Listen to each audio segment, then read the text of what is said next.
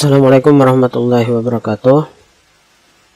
Pada materi kali ini, dalam video ini kita akan mempelajari ilmu hadis kelas 10 untuk semester 2. Baiklah, kita mulai pelajaran kita hari ini.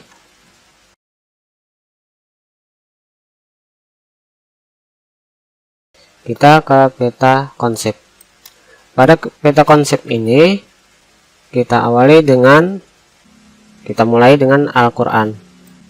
Terus dalam Al-Quran ada yang namanya bayan takiri, bayan tafsiri, bayan tashri. Ketiga-tiganya ini ada dalam Al-Quran. Baru hadis.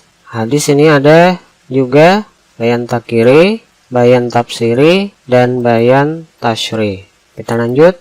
Bagian A, mari merenung. Ringkasan dalam bagian A ini adalah penjelasan Nabi tentang sesuatu yang belum rinci dari Al-Quran atau yang belum ditetapkan oleh Al-Quran akan dipandu oleh hadis Nabi Shallallahu Alaihi Wasallam.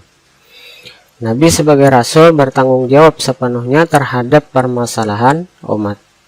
Bila permasalahan umat tidak diterangkan oleh Al-Quran, maka Nabi menerangkannya sendiri, baik dengan ucapan, perbuatan, maupun persetujuan atau diamnya. Nah, Nabi menjelaskan itu melalui perkataan, melalui ucapan, kemudian melalui perbuatan, ataupun persetujuan, ataupun diamnya beliau. Itu semuanya menjadi hadis. Inilah yang disebut dengan hadis. Hadis menjadi penting untuk dikaji, didalami, dipelajari, dan didakwahkan, terlebih bila suatu permasalahan tidak dirincikan oleh Al-Quran atau bahkan tidak ditemukan sama sekali. Nah, jika tidak dirincikan dalam Al-Quran, nah itu hadis Nabi yang merincikannya. Lanjut, misalnya kita tidak akan mengetahui tata cara pelaksanaan sholat istisqa, sholat tahajud, sholat duha, dan sholat sunnah lainnya jika tidak menelusuri dan mengkajinya dalam hadis Nabi. Demikian pula dengan ibadah-ibadah lainnya yang tidak dirincikan oleh Al-Quran. Kita juga tidak akan mampu menetapkan suatu permasalahan kekinian tanpa melihat isyarat-isyarat dari Al-Quran dan hadis Nabi.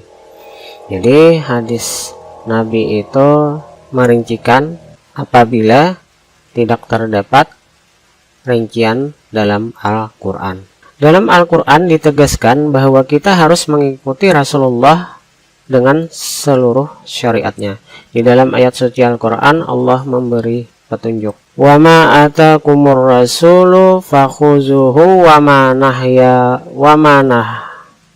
nahakum an fantahu wattaqullaha innallaha syadidul iqab.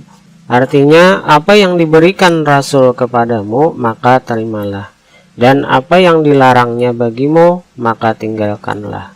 Dan bertakwalah kepada Allah, sesungguhnya Allah amat keras hukumnya. Quran Surah Al-Hasyr 59.2 nomor 7. Kemudian ayat lain, Qul in kuntum tuhibbunallahu fattabi'uni yuhibbukumullahu wa yaghfir lakum dzunubakum wallahu ghafurur rahim. Artinya, katakanlah, jika kamu benar-benar mencintai Allah, ikutilah aku. Niscaya Allah mengasihi dan mengampuni dosa-dosamu. Allah Maha Pengampun lagi Maha Penyayang. Quran Surah Al-Imran 3.2 nomor 3. Kita lanjut ke bagian D, mari memahami. Yang pertama, sumber-sumber hukum Islam. Dalam sumber-sumber hukum Islam terdapat 4 sumber hukum yang telah disepakati para ulama, yaitu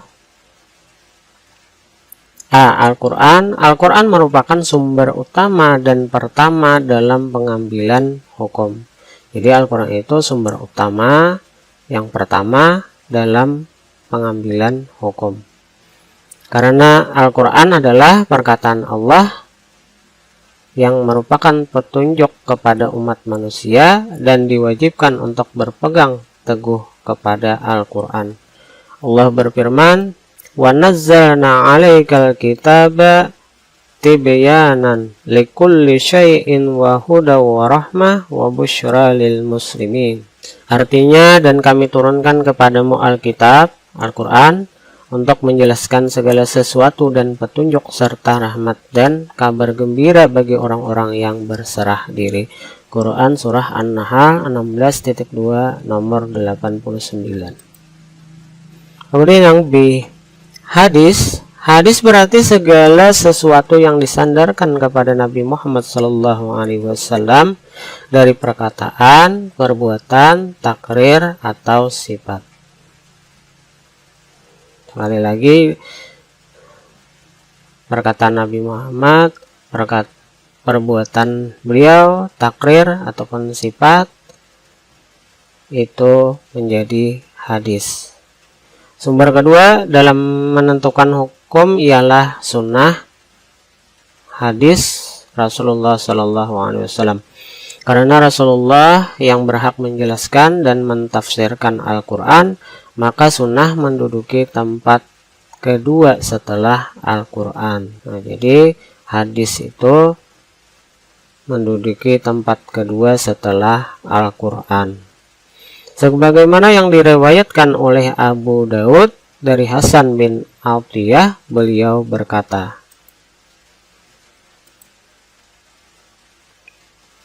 "Kana Jibril alaihi salam yanzilu ala Rasulillah sallallahu alaihi wasallam bisunnati kama yanzilu alaiha bil Qur'ani wa yu'allimuhu iyyahu kama yu'allimuhul Qur'an." Ar-Rawi Hasan bin Atiyah, Al-Muhaddis, Abu Daud, Masdar Al-Murasil, Safihatul Awraqmu 538, Khulasatul Hukmul Muhaddis, Awraduhu fi Kitabil Murasil. Artinya, sesungguhnya malaikat Jibril alaihissalam turun kepada Rasulullah SAW dengan membawa sunnah sebagaimana ia turun membawa Al-Quran. Ia mengajarkan kepada Nabi sebagaimana ia mengajarkan Al-Quran kepadanya. Hadis riwayat Abu Daud di dalam kitab Al-Murasa halaman 538. Sampai sini dulu untuk materi kita hari ini. Semoga dapat dipahami dan bermanfaat. Dan diakhiri, wassalamualaikum warahmatullahi wabarakatuh.